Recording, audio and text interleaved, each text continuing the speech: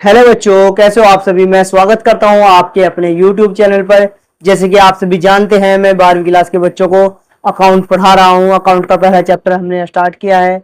उसमें हमने साझेदारी के बारे में हमने सीखा था। तो आज हम पहले चैप्टर जैसे कि साझेदारी लेखांकन आधारभूत अवधारणाएं का पार्ट नंबर 2 लेकर आए हैं। इसके बारे में हम पढ़ेंगे। तो इसमें हम पढ़ेंगे साझेदारी संलेख। साझेदारी संलेख क्या होता है, चलिए स्टार्ट करते हैं। साझेदारी संलेख जैसे कि इसमें दिया गया है। साझेदारी संलेख साझेदारों के लिखित अनुबंध को, साझेदारों को लिखित अनुबंध को जिसमें साझेदारों से संबंधित सभी शर्तें और अन्य आवश्यक बातों का उल्लेख होता है, उसे साझेदारी संलेख कहते हैं। यानी कि लिखित अनुबंध।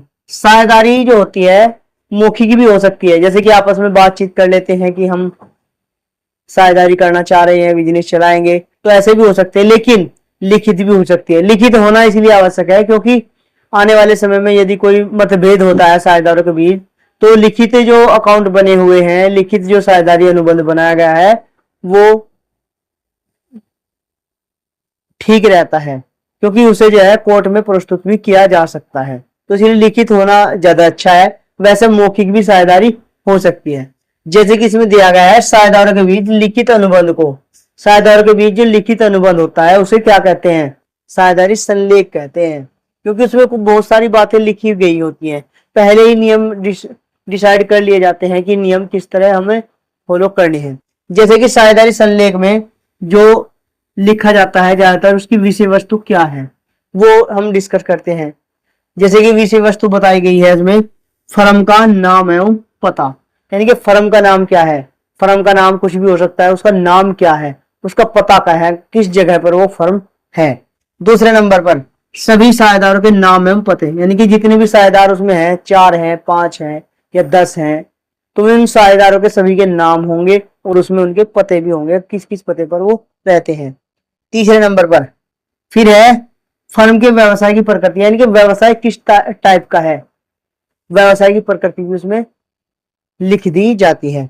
फिर है फोर्थ नंबर पर साझेदारों द्वारा लगाई जाने वाली पूंजी, यानी कि कौन कौन साझेदार कितनी पूंजी लेकर आएगा, कोई ज्यादा लेकर आएगा, कम लेकर आएगा, कितने हिस्से के लिए वह पार्टनर बना है, तो वह भी इसमें लिख दिया जाता है। लाभ हानि विभाजन अनुपात, यानी कि लाभ हानि, जैसे कि पूंजी लेकर आए हैं तो लाभ तो मिलना ही है, तो उनका अनुपात, कोई पूंजी ज्यादा लेकर आता है, कोई कम लेकर आता है, तो उनका अनुपात भी उसमें लिख दिया जाता है। यानी कि उनका लाभ हानि विभाजन, लाभ किस हिसाब से, किस अनुपात से बांटेंगे।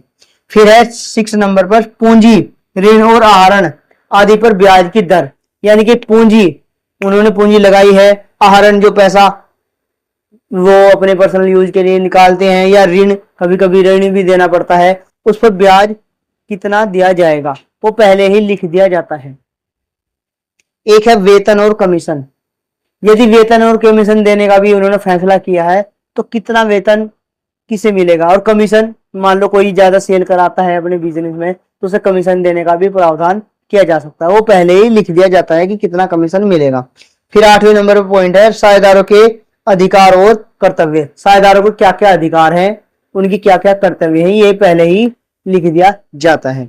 फिर है 9वें पॉइंट साझेदार के प्रवेश या अवकाश का नियम। साझेदार, कभी कभी क्या होता है कि साझेदारी हमारी बढ़ रही है तो उसमें जो है ये कोशिश करते हैं कि हमें और ज्यादा पूंजी की जरूरत है, तो किसी अन्य साझेदार को भी हम प्रवेश दे सकते हैं, तो इसलिए उसके नियम क्या हैं।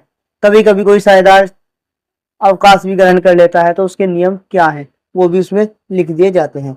इसके बाद 9 नंबर के पॉइंट के बाद है फिर 10वां पॉइंट, साझेदारी फर्म का विघटन। अब साझेदारी फर्म है, साझेदारी फर्म जो है कभी कभी ये भी चाहते हैं साझेदार कि हम फर्म को विघटित कर ले, हमारी साझेदारी अब नहीं चलेगी, तो साझेदारी फर्म का विघटन भी हो सकता है। उसका क्या नियम है।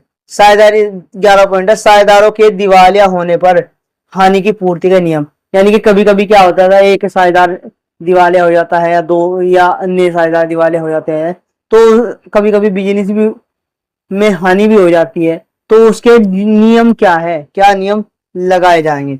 पॉइंट नंबर है 12 विवाद का निष्पादन, कभी कभी साझेदारों में आपस में कोई विवाद भी हो जाता है, उसका निष्पादन कैसे करना है वह भी पहले ही लिख दिया जाता है। तो ये सारा काम साझेदारी संलेख में होता है। साझेदारी संलेख में पहले ही इन बातों को एक्सप्लेन कर दिया जाता है कि क्या क्या होगा। तो ये था साझेदारी संलेख और साझेदारी संलेख की विषय वस्तु। तो आगे की वीडियो में और अन्य थ्योरी को हम पढ़ेंगे। तो वीडियो कैसी लगी सभी कमेंट करके बताएं और वीडियो को लाइक करें और चैनल को सब्सक्राइब अवश्य करें। धन्यवाद।